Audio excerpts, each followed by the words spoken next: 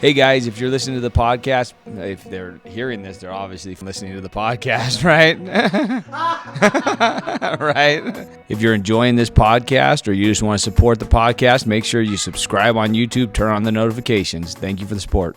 You gotta get uncomfortable to get comfort. There's some help. It ain't on the way. It's already waiting for you. This little pill right here could take over your life. And I found that out the hard way. Mission statement of this podcast highlights stories of people that I've met in my journey in recovery. Sabrina, EJ.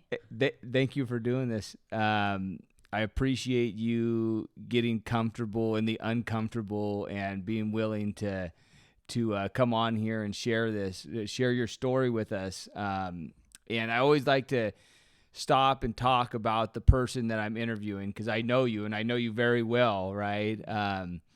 You were there when I got there, right? Before I was clean, and then when I got clean, and then I went to treatment and came back, right? And you've been one of those steady people through the last the last 7 years that I've been in and out of the rooms and all the time that I've been there. And you've shared a lot of wisdom. You've shared a lot of your experience, and I've been able to grow from being around you. So before we even start, thank you for being like a huge part of my recovery, right? Whether you know it or not, you've poured a lot into me over the last 6.5 years. So I always like to tell the person that I'm interviewing, like, what they mean to me. And you mean a lot to me in my recovery. You make me cry. Don't cry. Don't cry yet. When I'm wearing makeup. And so we always like to start, like what's your clean date? It's 7/4/11. So you've been around a little while. Little while. And like, what does that mean to you, Sabrina? Like, what does that clean date mean to you? It means life. Yeah.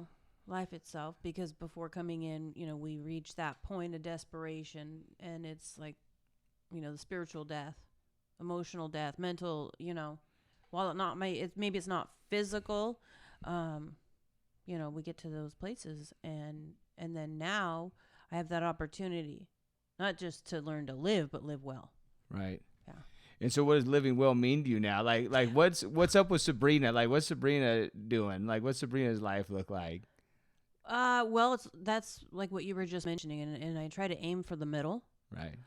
I do, of course, deviate a little left, a little right, and then sometimes go full, all the way around, and that's life, right? Like, the program has enabled me to go with that flow, whatever it is, and there's been some dark times. Right. In fact, one of the readings, I do that every morning. That's something I've consistently done since I came in. Every single morning I read, some sort of spiritual meditation, and I talk to God. Right. And the beauty of this is that, because it's simply spiritual, not religious, is that it allows me to keep my relationship with my higher power much more open, and then I can just talk to God all day in whatever way I need to. So. Right. And so, go ahead. I didn't mean to cut you off. Oh, I was just going to say, what life looks like for me today. It's like not just aiming for the middle in that sense of balance, but like what you were just saying, that connection with another human being. Right. And I talked about that yesterday, about the surprises that can come along. And I just try to remain open-minded and today have that faith, right, that I can lean on my fellows. And you guys get it. Right. Yeah. It's really hard to go into a church and be like, hey, I just did A, B, and C, and I'm feeling not only suicidal but homicidal. Who wants to come give me a hug, right? Line them up. Yeah, right. So like, we talk about those places we go, right? Like, and I know where we hang out, a lot of times we don't like to talk about the mess, right? But there's probably a lot of uninitiated people maybe watching this, and they're looking like, oh, these people look very normal, right? On the outside, they look very normal, right? Like, so like, I mean, you can go as far back as you want into childhood or whatever, but like, what brought Sabrina to the place to where we hang out, right? To the place where like, everything's got to change, right? Mm-hmm. I mean, some of us like deal with early trauma. Some of us deal with whatever, right? Like, what did your early life look like for Sabrina? Well, interestingly enough, I mean, in the many faces of recovery, my dad came into the program in 1983. And so I grew up in a house where there was, the literature was there, and I just didn't know it. And so I know what recovery can look like on that darker side, right? Like when a person's not actively practicing steps. And I know that now. Right. So there was, childhood trauma in that there was a lot of unpredictability with the mood, and his moods would shift. And as a little kid, it was scary. And then some things happened in life, right? Like my mom got really sick. And at that time I was like approaching high school, and then I was a freshman. And that's about the time I started to pick up and get loaded, because that sucked, right? I didn't want to be around that. And getting high was like, well, that doesn't really suck. Right. It was a no-brainer. So I started, I think, the first time I was 14. And then as the disease does, it just progressed. And talking about like other people, how they see us, right? Mm-hmm. Thank God I grasped on real quick to this being an inside job, because that's where I was all fuckered up. Because I learned how, in those, developmental years, how to make everything look okay. And the biggest reason is because I didn't want anybody getting in the way of what I wanted to do. So I would make everything, meet these expectations, make it look good enough, just so I could, skate by. Yeah.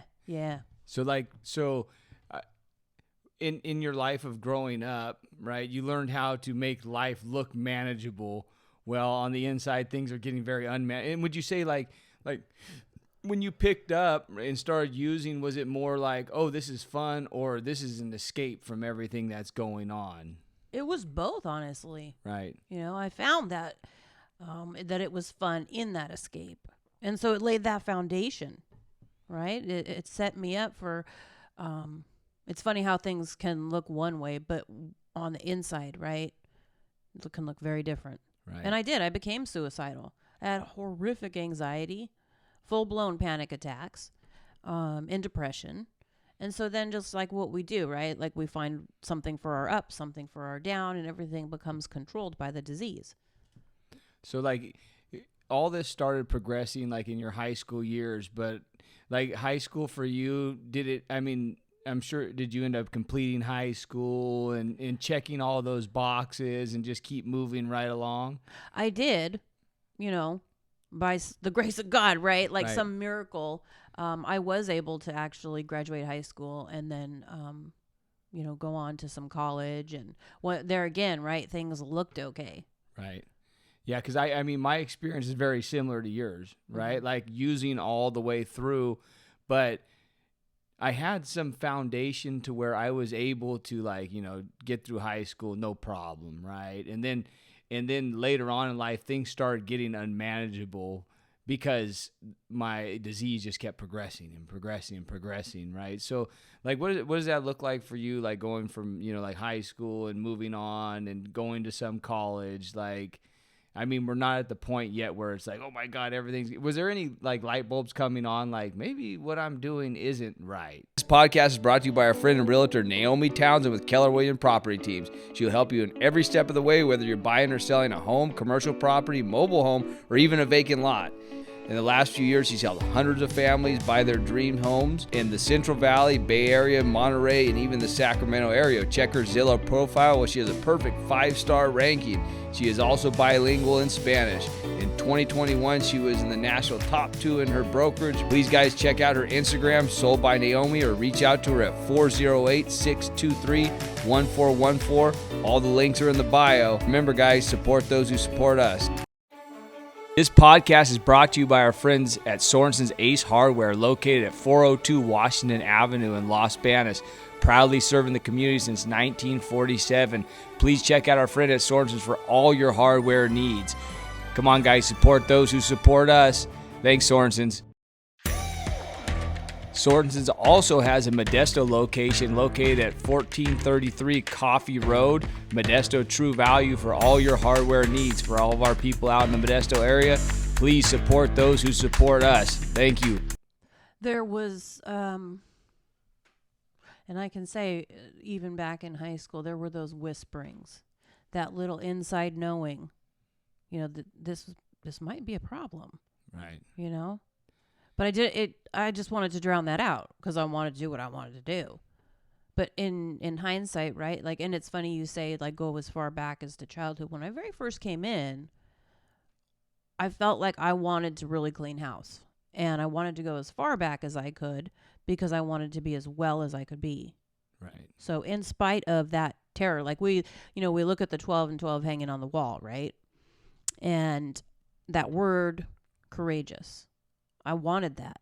I wanted to have courage. And for me, I already knew that looks like you can be afraid, but you learn how to do it anyway. Right. And thank God that, he put, and God in terms of however you see that, he, she, it, whatever, put these certain people in my life at that time that were precisely who I needed. And I almost feel like I was spoiled because it was such an amazing, beautiful introduction to what this thing has to offer. And granted, I can't live on that pink cloud all the time, but that's like the metaphor for life, right? And I try to live by feet on the ground, every so often head in the clouds. Right. I can look up, I can peek around and be like, oh, okay. And I need that. God knows my spirit, and I need that, those treats, if you will. Yeah. Yeah. Yeah, we need to check out every now and again because sometimes this is just a little too much, right? For sure, but in a way that's healthy today. Right. Yeah.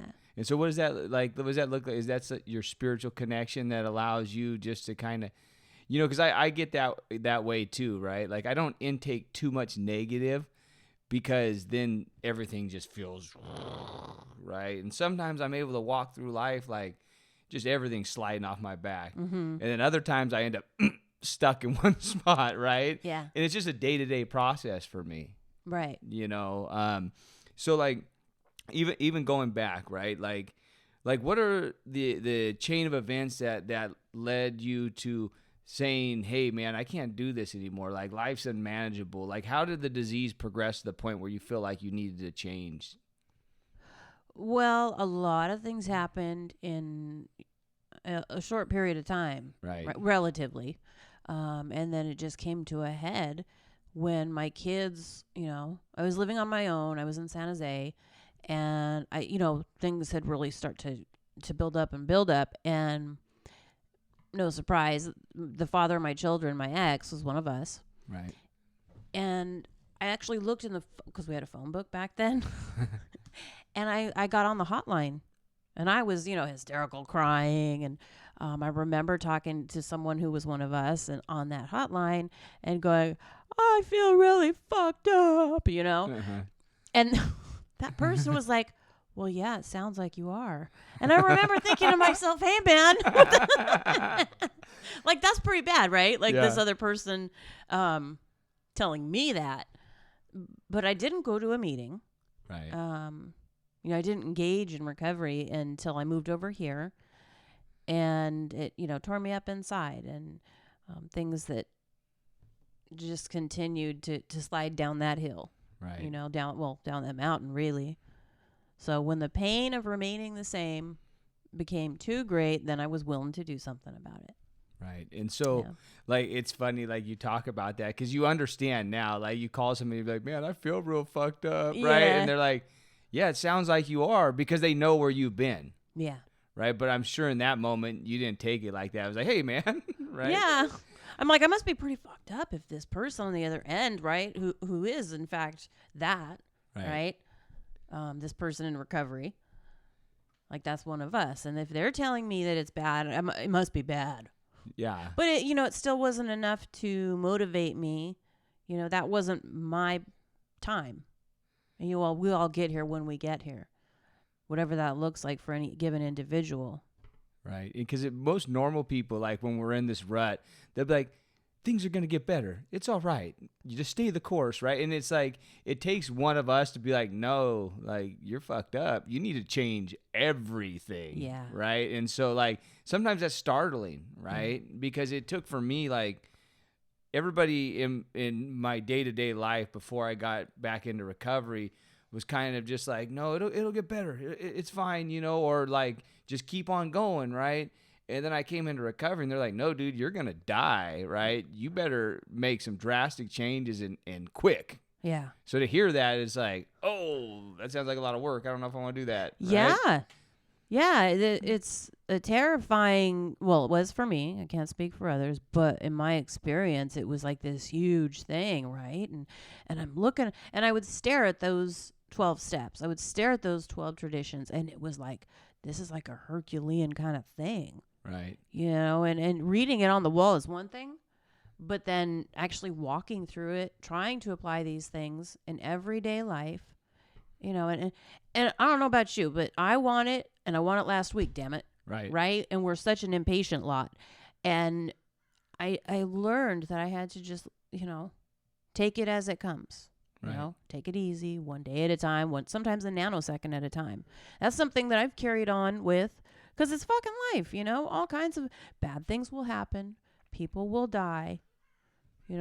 Change is inevitable. It's what I do with that. Right. And so much of my perspective, has changed. So, like, can you explain that moment of being desperate enough to reach out to that hotline, and you have 2 kids at this point, right? And you're on your own. Uh-huh. Like, how scary is that? Because I've never been a mother in that. I've known that I need to change, but like to be a mother on your own with 2 children, like, what does that look like? Oh, well, let's rewind a little bit. Yeah. So when my son was born, whole bunch of family drama happening, right? And had already happened. I got back together with the father of my kids, and we didn't have anywhere to go. His dad lived up north. And so that's where we took off to. They got into it.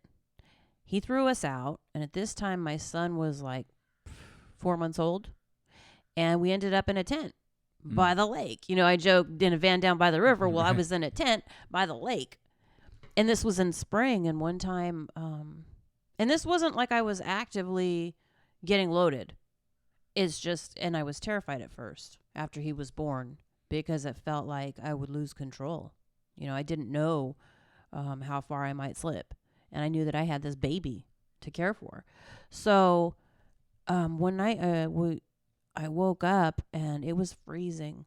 And I reached over and his skin was so cold, I thought he died. And I had to wake him up and, warm him. And but that was really fucking scary.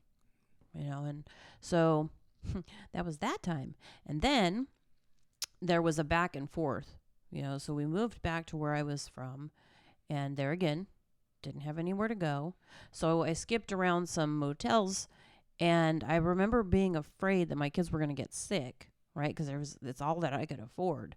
And I ended up again in a tent, but this time it was by a stream. So, and coming from where my parents were teen parents, and they have worked their living asses off. They are the exception to the norm. Right. They're still married. See, I'm 45, so this year they'll celebrate 46 years of marriage. And I mean, there are these lows, right? Then something would happen, and whatever it takes for us to really, it's, everybody's low is different. And so those things didn't stop me. And when I was in San Jose, everything went out of control. Gee, big surprise. And I ended up getting evicted from where I was. And that had never happened. And so, like, things begin to fall away. Not just on the outside, but, I think more so on the inside. And there was a whole lot of guilt and shame. And at the end, I literally ended up in my room, looking out the window, watching the world pass me by. And feeling locked up like that, but mostly inside of myself. And there was a whole lot of guilt and shame. And I would come to in the morning, And I wouldn't know if I had said or done anything, but it was inevitable that I'd wake up. It was like this cycle, guilt and shame, guilt and shame. Oh God, what did I do? What did I say? Because I was blacked out. I didn't, Yeah. It got to the point where getting loaded was the answer, it was the solution to your problems because it just checked you out for that. Well, that's how it started. Yeah. Right. And so, even that, I feel like I was just flatlined, and it wasn't, that was the thing that blew my mind, is that I knew I wanted to stop. I didn't know how, but then I was compelled. Right. It was in the driver's seat, not me, because I wanted to stop. And it was this whole back and forth. I had to, right? I had to keep getting loaded, but I didn't want to. So it was blew my mind. I don't want to do this, but I got to do this. Right. And I can relate, right? Yeah. And so what's that jarring moment that pushes Sabrina into recovery, right? And what does that look like, Sabrina getting into recovery? Like what does that shifting point look like for you? It was really affecting my health and, primarily my mental health. And my dad had seen it. So it was the spring before I actually came in, and he had said to me, maybe you should start going to meetings. And it was, a strong suggestion, right, at least in my mind. And I was like, yeah, you're right. And then by that following summer is when I really knew, and I could hear it in his voice. It was like desperation. He was like, please, they can help you there. And so I wasn't sure, right? Then he was telling me, I'll help you find the meetings. If you want, once we found one, he offered to go with me. And I was like a little kid.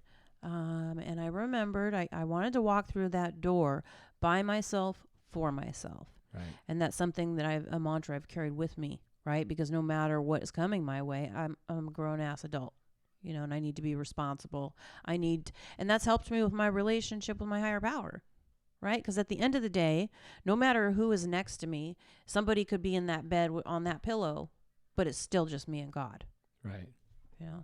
And so what do those first phases look like where you show up to a meeting? Is it like, oh, I've arrived? Or is it like, oh my God, I'm scared? Or is it like, I don't even want a part of these people? Like, what does that look like for you coming in, right? Because we all come in a different mind state, kind of the same, but we react differently to that environment. Like, what was Sabrina like coming in, trying to get clean? I walked through up to the door, and there was somebody out front, and I'll never forget the tone. And it was a sound that she made. She just went, oh. And, I remember it was like she was looking at me like I was a bird that had broken its wing, right? It's fragile. It's coming in. And like I had done for all those years of my life, my guard went up. Right? Because I didn't want to be seen vulnerable. I didn't want to appear weak. So, that shell kind of thickened up, and I walked through those doors, and I'm met by this fellow that was just pleasant, and it was a guy, and I know there's, men with men, women with women. And this person, to this day with me, has never had any sort of ulterior motive, has been genuine and kind, and he stuck his hand out and said, hi, I'm, and I'm not going to blow anonymity, but his name, and it was just like, it was that one little thing that I needed, and I held on to inside, and I was scared. Hell yeah, I was scared.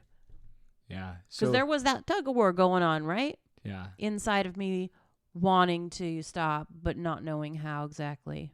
Right. And when we're in that phase, our normal isn't so normal. Like what's comfortable and what we want to do is far from what we need to do. Oh, yeah. Right? And so, like, what keeps you there, right? Like, after that first phase of walking in and, oh, God, like, did something seem attractive to you in there? Was it like... It was people like yourself. It was others that understood.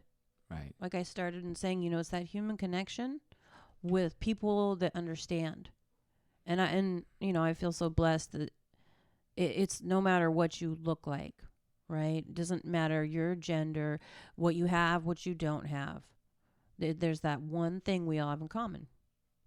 And that's what was attractive to me, because I had felt the disease had isolated me so much, right? Like I said, I was backed into the corner of my room. And so to come to a place where all these people are saying out of their mouths the things that I thought only I kept in my mind. Right. I'm like, these fuckers sound like me. Right? Right, yeah. These crazy bastards. I like it. And that, to me today, even, there's this celebration of, people look at us and are like, oh, what a weirdo. Right. I celebrate that. I'm like, hell yeah. And I don't care what we look like. Right. It's all beautiful to me. Yeah, and see, that's one thing I admire about you. You always seem to see the bright side in situations, right? When I came in, I didn't feel that way, right? Oh no, neither did I. Believe you me. Yeah, I was like, I don't trust these people. I think they're lying, right? But they keep telling me to come back, so maybe I'll come back, because nobody else is telling me to come back, right? And I'm always looking to poke holes in stuff, right? I'm always looking for the faults, right? And that process of identification for me took a long time, right? Till I can identify with you. I'm always different, right? I feel like I'm different. I'm special, right? Like, not so special, right? But I am special, but I'm more like everybody than I want to, admit at times, right? And so what does early recovery look like for Sabrina? That's funny, because where you and I met, Right. I remember walking in, and there was that suspicion, right? There was like, they're looking at me and they're judging me. They're probably thinking this or that, and I'm inserting it's the whole like, well, what if this, and or what if that, and as if I'm Miss Cleo psychic and like I know what they're thinking, right? So my guard was up there again. And it was like, I don't know you, and I don't know what your intentions are. But I had that stubborn part of me, too, that I knew that I came in by myself, for myself. And these people around seemed to be happy, right? There was this joking, this banter. There were these hugs. And believe me, I didn't like that at first, because I'm like, I don't know you. Don't touch my body, right? And a big part of that, too, was from the anxiety, right? We're walking this path, and we're in these different neighborhoods that are not good, and not just in the literal, but in the metaphorical, the spiritual, right? So how do we learn to have that, to allow somebody in that space? Right. I didn't think I wanted or needed that. And then of course we love each other until we learn to love ourselves. And even then, like, we can't give what we don't have. Right. So I learned that too. So if I love to be able to be there for others, because I know that pain, and I want people to know that there's a place where people get it, that you in fact can have a choice. It is an option. I've heard it said that now you can no longer claim ignorance. Right. Right. And two, like, the 12-step programs are not the be all end all. They're just an option, and it doesn't work for everybody, and that's okay. If I was to claim that, this fellowship or that fellowship had cornered the market, that would be an ego-feeding proposition. Right. And so much of this thing is about humility. And it takes a long time to develop that too. Yeah. Because all we know a lot of times is what we've experienced. So we think what we did is the way, right? Comparing this treatment center to that treatment center, this fellowship to that fellowship, this spiritual way to that spiritual way. And it takes a long time to just accept everybody for who they are and love on them no matter what, right? That was hard for me in the beginning too, because I was looking at the actions of people that were not exactly exemplary of what recovery can be. Right. They were saying one thing with their mouth, but their actions were saying something completely different. And I've encountered a lot that will portray themselves a certain way in the rooms, but then once they're out that door, it's a whole, and it's there again, it's making things look good and being on that stage. Some see it as a stage and putting up that front because they think that that's what others want to see or need to hear. But to me, that's, again, about being authentic, learning how to be okay in my own skin, because believe me, I did not feel okay in my own skin. Right. And today I can breathe and know that it is okay. It's everything is going to be all right. And it takes a long time, especially for people like I can speak for myself that come in with a certain set of trust issues, right? When you see somebody doing that, right? Their mouth and their feet aren't moving in the same direction, right? Mm-hmm. And it's like, yeah, it don't work, right? I'm out, Mm-hmm. you know, because I know I can come here to save face, Mm-hmm. right? But I need to show up to save my ass, right? That's right. And so Yeah. like seeing all this stuff, and you're a bright person, I know, because we've been around each other long enough to know, like, how do you like chew up the meat and spit out the bones per se? Like, how hard is it to look past these things and say, you know, like, I'm gonna do this and I'm gonna give this my best shot? Well, that's a great way of putting it, and like learning to love people for, meet them where they're at, Right. and try not to focus so much on the personality, but on those principles. And I've had to sort of, I've had to step back a lot and learn to go, okay, they're where they're at. That's where they need to be. And I've taken recovery, doctors take that Hippocratic oath, right? Yeah. And it was my choice. I'm going to approach it like that, and first do no harm. So do my best. I was also told there are like two cardinal sins, if you will, and that is one is to interfere with the recovery of another, and the other is to interfere with our own. So I do my best to tread lightly. I want others to always know that they're welcome. And I try to reach out to people, whether they're new, first coming to our group or other groups, and that there's, this thing is available to everyone. And it's hard, at times, because we do what we do. Right. We have those real rough edges in the beginning. And so we just, we learn to live different. Yeah, because that's the hard part too, is right. Like we show up because we want to get off drugs, Right. right? Well, And some. right. I mean, there are others that have, ulterior motives, and that was one of the hard things for me to watch and to try to back away from, so that this whole thing isn't colored by these many defects. Right. Yeah. And so how old were your kids when you got clean, Sabrina? My son was 10 and my daughter was 8. Okay. So they saw me loaded. Yeah. Yeah, they did, believe you me. So they saw. So what does it look like, for a mother coming into recovery on her own and then trying to build a new life, not only for yourself, but for those kids, right? And how frustrating is that? And Oh, God. Because we want it now, right? Uh-huh. And so, like, what does that look like? Well, interestingly enough, see, towards the end, my kids got in the way. Right. Right? They had all these needs, and I'm just like my pattern had been. Yeah. Right? Make it look good, attend to this or that. But then there was this infringement. And that was part of the guilt and shame that I carried, is that, now I'm putting this thing over my own children. But then, too, coming into recovery, I had to look at that. And I beat myself up about that. And then I started just diving into, service positions, the program. And even that can stay in the way of meeting those responsibilities. Right. So this whole thing is a balancing act, right? And as a mom, sometimes it's really freaking hard. And that's part of what I love being able to pass on to other moms, right? Because we have this like standard issue mom guilt. And like we're not doing enough. We're doing too much. And so we just want to do the best we can as moms.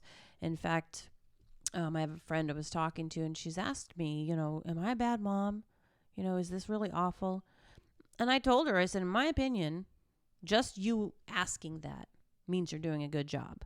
Right? Because somebody who's not mothering in a healthy way isn't going to ask that, Yeah, that self-recognition of like, asking another, am I doing all right? Yeah. Because so many people just walk through life like, I'm the best, I'm doing this perfect, and falling. And I think like that's like one of the biggest gifts that recovery's given me is self-awareness. Right? To understand when I might be falling short and to ask another, hey, am I doing all right? And we need that reassurance, or we need that correction. Depending upon what's going on in our lives, right? Because it could be either or. And that it's making me think about when I called that hotline. Right? Let me bounce this off of you. And I feel really fucked up in hearing that, right? There's that acknowledgement from outside. But we do need that. We need that encouragement I like to say that we come in those rooms to build each other up, not tear each other down. Right. Learning to take positive critique, right? And too, like, that's an opportunity for me to grow in my humility, because when I have someone else telling me maybe that I'm falling short in this area, I could take that with, take a defensive approach. Right. I could get caught up in ego and try to defend where I'm wrong or lacking or have gone over. Yeah, what I've learned is, like, if you tell me something and I have an emotional response to it, right? Like, if it hurts my feelings, you're probably onto something. Yeah. And it might be something I need to look at, right? And that's the beauty, right? Like, the program offers me an organized approach to take a look at these things and have a place to put it, right? Like, or to a point of identification, right? Okay, so I'm seeing this situation. I'm, looking at who may or may not be involved, and I can spot those things that are going on from a perspective of those principles, right? And what am I doing today to example those principles that we live by, Right. or to evaluate a situation or whoever's involved and go, okay, where do I go with that? Am I seeing it as it is? Because so much of my views before were so skewed. Right. I didn't see things anywhere near clear. And now I know that there's a different way to see. And having that has changed everything. So you came in, your clean date, you said, was 2011, right? So you're coming up on almost 13 years? No, it'll be 12. It'll be 12 here pretty soon. Yeah. So, like, what keeps you, like, in the recovery process? Like, because a lot of people, especially the uninitiated, they'll be like, oh, she's got 12, she's good. She can go on and drink like a lady, right? Or, right, like, do these crazy things. Like, what keeps you in that mindset of a newcomer, that mindset of, like, hungry to get more, right? Like, what keeps Sabrina initiated in the recovery process? Well, I mean, in all honesty, it's just about, like, time doesn't matter, right? Right. It doesn't that I've been walking this thing in spite of all the ups and downs. It's about what we do with that time. Right. And I have to remember there again, that humility of, just because I've been around, however many years, I'm not exempt from any of it. And I've grown. I remember the mindset of being a newcomer, so that I can remember where I came from. I can take a look at the progress. I can ask myself, am I feeling some sort of way that I may have felt when I came in? And now I know there's a tool set. There's a whole group of people. Today I have options, Right. that I can use to approach whatever's going on. And so long as I continue, it's a daily, every day I have to maintain this thing. I was told it's another program that says, what we have is a spiritual, it's a daily reprieve that requires spiritual maintenance. So today I can be honest and say that it doesn't always look like that. I'm not always on fire. Right. And that's just acceptance of life on life's terms. But what brings me back is I know better that even if I don't want to, I need to. And inevitably, I feel better after. Maybe it's not that great, but it's always better. And I know from, like, conversations and hearing you talk, like, you're still chasing goals, right? Like, you're still going back to school, right? Mm-hmm. And as someone in my own life that's looking at, like, possible changes in the future, right? And how scary that is. Mm-hmm. Like, how does that feel to be still chasing goals and making yourself better, right? Like, how do you face that fear and push forward in spite of? Today, once again, it's knowing that I can, no matter what comes my way, I have you guys. Right. In a place where it's safe. I have people I can talk to and confide in. Look, I'm feeling really unsure of myself, or I feel really afraid, or whatever it is that I can't just walk out on the street and talk about, right? They don't understand, but you guys do. So, and having that encouragement and those those of you who are outside that see me in a different way than I see myself. Because I didn't, my self-esteem was shot. And there's still times I struggle with that. So having others encourage me and say, you can do it. I feel like that was another thing when I first came in, right? I felt like there's this movie and the little girl's on the little balance beam in like kindergarten. And, it's like that far off the ground or something. Right. And she's walking along and she's unsure of herself and she's going, you can do it. You can do it. And that's how I felt. Like that unsure little kid just trying to self-assure, tell myself, you can do it. You can do it. And so bit by bit, I felt more confident. And I know I can carry that with me today. There are all those reminders of walking this thing, daily that I can do it. And if I know that, I can pass that on to others. Right. And then here comes some of like what those treats I talked about. God allowing me to bear witness to the spirit walk of others. We can share in that. And I can be continually amazed. Not on the daily, of course, but there again, whenever God decides to show me, and I feel like the veil thins. And it's always just enough for me, Yeah, and it's funny because, like you talk about that balance beam when you first come in, and like I could feel myself sometimes, and I feel like I'm killing it in every aspect. But the other day, man, that not good enough, that self-doubt creeped in, right? And I'm looking at things that I haven't accomplished, things that I could do better in. And all of a sudden, I feel like that little kid on that balance beam, right? And I need you guys to snap me back in, right? And I need that spiritual connection, right? And I need to pray to my higher power. And sure enough, doors open. And I do feel good enough, right? And that's my disease, and it attacks me in different ways today, right? Like, can you describe that? Like how does your disease try to infiltrate your mind today? Oh, gosh. I mean, some of the literature tells us that, the many manifestations of.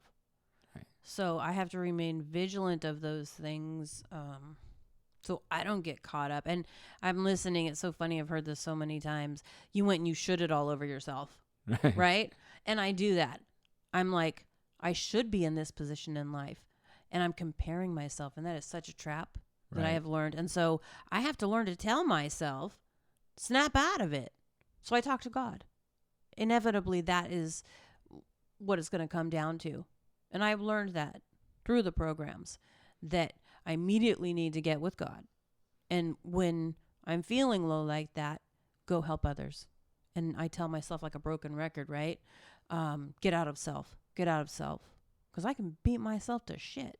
Like nobody knows how to beat us down like us, right? Inside. So that's what I have to do is I have to start by praying. I have to remind myself that I have all of you. And it's no matter of, well, I'm so important that I better be there, right? Because they need me. Oh, no. I mean, the programs will definitely exist. They were there before me. They will certainly be there after me. But it's about honoring that connection. Right. And on any given day with any situation, I can fall prey to that. Whether it's that self-doubt, those insecurities, those fears, those defects. And just in learning how to walk each of those steps for each of those principles, and then it's like this toolkit, right? And I remember thinking when I was very brand new, I'm like, I want to be like Yoda. I want to learn how to yield my spiritual sword. So it's something to strive towards. Right. And would you say, like, coming up on 12 years, like, your spirituality is still evolving and changing? And Absolutely. Yeah, it has to. right. Because otherwise, if I'm not growing, then what? I'm stagnating. And there have been times where there again, right? Like I go and I should all over myself. I start to go, okay, well, I have X amount of years and I, should have accomplished this or I should have accomplished that.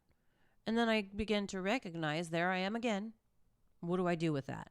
And this whole thing has to be continued growth. Otherwise, I know what's out there for me, and I don't want to go there. Right. Yeah. Well, and that's in some of the things, you know, that I thought about when I first got clean, or I wanted to get clean, the goals, what I wanted, right?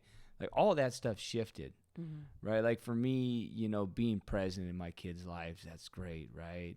And you know, being that father that they can look at and be proud of, right? And I fall short sometimes. Like I fell short the other day, and I didn't feel too good about it, right? But we get to come back around and make an amends and apologize for those things. Like my perspective's totally shifted, and what I found out sitting with my sponsors, I need to set a new set of goals, right? Because I'm starting to get stagnant, right? And not in the way of like, oh, I feel like I'm gonna go use or I'm gonna do that, but it's like I set my goals too low, right? I need to and that's when I look like at what you're doing right now, and you're striving for a new goal, right? And I'm not comparing myself, but it inspires me to want to do more, right? To want to try a little bit harder, you know? And so what would you, like, say somebody's listening to this, Sabrina, and they're where you were at, or they're struggling right now. Like, what would you tell somebody that's out there hurting, whether they're addicted or they're struggling from one of the many issues that you've been through in your recovery walk? What would you tell somebody that's out there hurting right now? That they're not alone. Right. You know, that there are others that I would say, you know, I've walked through this, and you can get through it. You know, it'll be okay. Mental health has been a big passion of mine. Right. Right. And because I've seen its many faces, and my family is like wrote the book, if you will, right? Like we have a suite awaiting us in the mental in the mental wing, right? My mom calls it the curse of the clover. Right. So having been in those things and knowing how bad it can be, I want to be part of that solution.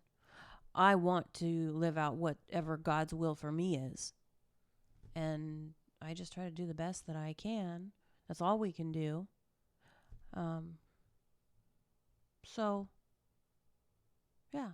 Yeah. So when you talk about mental health, do you struggle with certain mental health aspects? Like I do. Yeah. Do you want to share about that at all, and how you walk through that? Because I know that's like a lot of people. Like if you got a big cut on your arm, nobody's gonna fault you for going to the doctor, right? Yeah. But if you got mental health issues, people are like, "Oh God," right? Well, for me, it's not just that, but you know, it's invisible illnesses. Right. It's referred to as, and there's so much that happens on that we don't see. And for me, it's not just the mental health. I have other conditions. And I've had to learn to accept certain limitations that I have as a result of that. Thank God and this is so common. We come into recovery, right? And we learn to get well, and we're cruising along, and then bam, something hits us. Right. And we've done damage to ourselves. And, there are, in fact, repercussions for these things. So I've had to kind of do, and I did battle with myself for a while. I should all over myself, right? I felt angry. I felt inadequate and frustrated and exhausted. All the feels, right? And then the little chart with all the faces and right the names to identify the feelings. I'm like, I feel that, right? I feel all the feels. So, that whole mind body connection, in the spirit. I can't forget about that. Right. So I've come to know that my body feels all jacked up inside, but so long as my spirit is good, I can carry on and be all right and be even better than all right, and pass that on to others to know. Like there were others before me, and because I've been listening and paying attention, I've learned. I go forward. Others come along. I try to reach them. Right? We pass on what has been given to us so freely. So that's another thing too, is learning to manage whatever my conditions are. There's literature for all of it. Right. And there's so much that's subject to interpretation. So I like to tell newcomers, go to the literature. You're going to hear all kinds of interpretations on it. And sometimes something's going to go, that doesn't sound right. We can bounce things off one another. And then going to that literature is going to be the very best guide, you know. Because that's one of the biggest gifts I think my sponsor has given to me. And it's not so much that he answers questions for me. Yeah. He leads me to make my own conclusions, Right. right?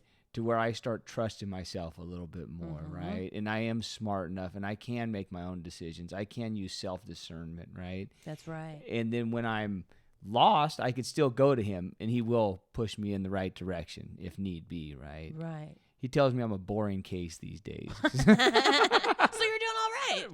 which leads me to believe I'm doing okay today, Yeah. right? And so, and that's a good thing, because it wasn't always that way. No. It was chaos after chaos, and most of the time I did it, right? I did it to myself, right? Yeah. One more time, right? I took a manageable situation and made it unmanageable. And see, that's the thing, is that maybe in our disease, that's how it was. We become accustomed to it. Some other literature says that we are children of chaos, which, by the way, I've always said would make a great name for a punk band, Right? right?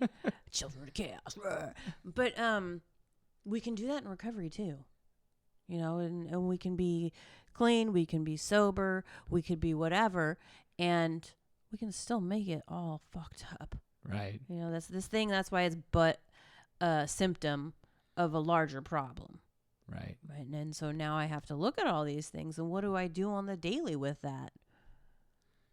Yeah, because and I was a master of, making a mountain out of a molehill. And now I just kind of, most of the time, Right. right? But I can get out of character real quick, especially when it comes to my children, right? When people start messing with my kids, Oh, don't even go there with me. right? Yeah, and I'm a mom, and so it's like instinctual. God like breeds that into us. That it has to be part of our genetic makeup or something. Because as me, as a mom, and I feel that way too about other people's kids. It's just kids in general. Right. Yeah, I can get more than Henri.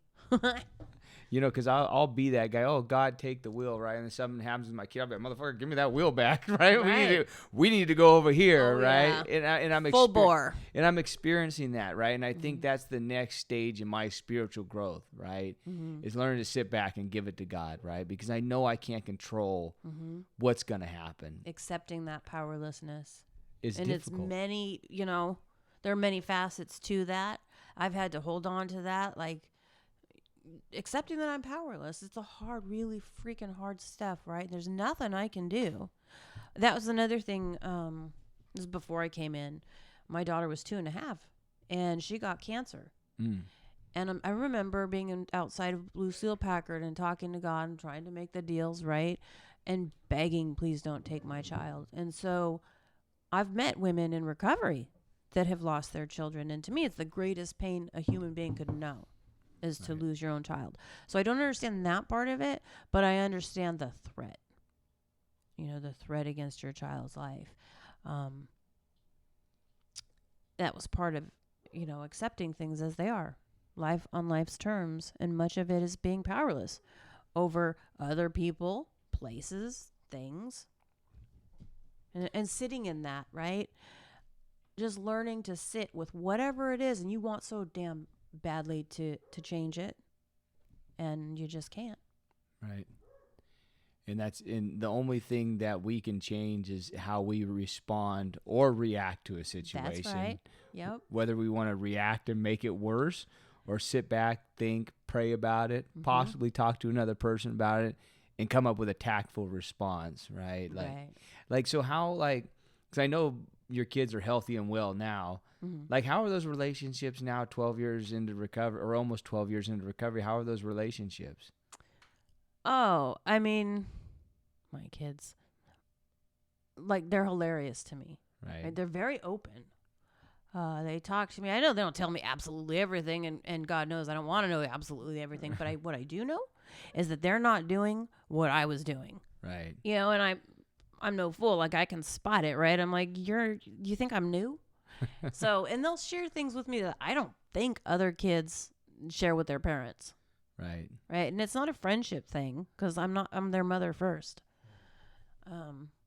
But they feel comfortable enough, right? And that makes me feel good, because it's room for observation, for that connection.